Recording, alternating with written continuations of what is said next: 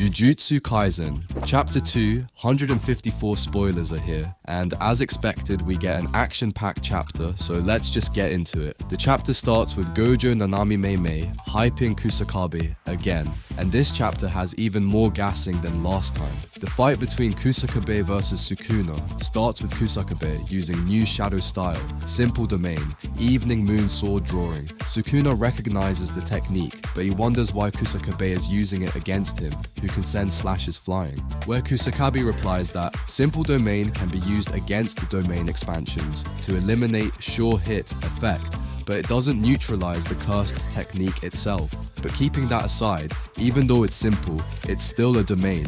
In my opinion, this confirms the fact that a black flash recovers the cursed energy of the user. Kusakabe is aware, and he starts by defending Sukuna's domain. On the next page, we see Sukuna sending slashes and Kusakabe brushes them off with his katana. He thinks, inside this domain, my cursed energy output is amplified, and Sukuna's technique will get weaker. Also, Kusakabe can add a fully automatic system which makes him able to attack whatever enters his domain. Even Sukuna praises Kusakabe, saying that his reflexes aren't bad. It's also mentioned that Kusakabe has been dealing with Sukuna's slashes by reading his sparks of cursed energy, motion, and just pure institution, and his domain further eases that work. And honestly, this is making me happy to see Kusakabe putting up some sort of a fight. Even Sukuna is praising him, but just as he was boasting about his technique on surviving slashes by reading Sukuna's motion and all, Kusakabe is suddenly hit with another set of slashes which he barely dodges. He realizes that Sukuna activated his curse technique with zero motion. And what's interesting here is after all the fights that we saw Sukuna in, he still surprises us. I mean, he activated his curse technique without any motion, which is something new I don't think I've ever seen him do. In the next panel, we once again see an interview-type flashback where everyone's praising Kusakabe. Nanami calls him an expert swordsman with a wide variety of techniques. Mei says Kusakabe is a useful man who can apply himself to any given situation.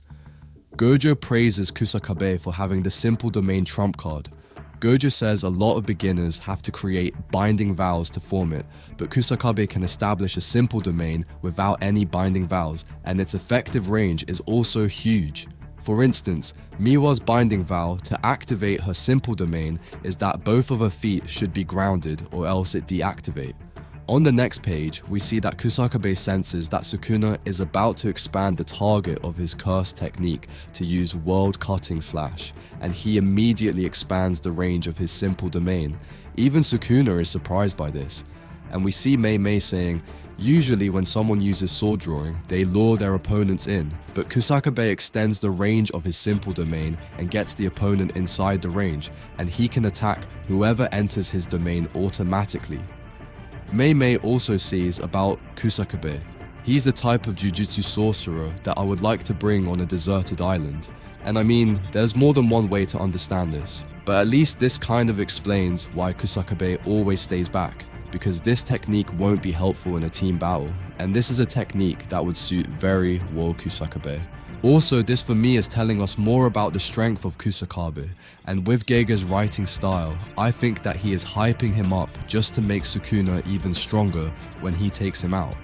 Next, we get a double spread of Kusakabe attacking Sukuna with a barrage of cuts, and we also see Nanami commenting on Kusakabe's barrage attack.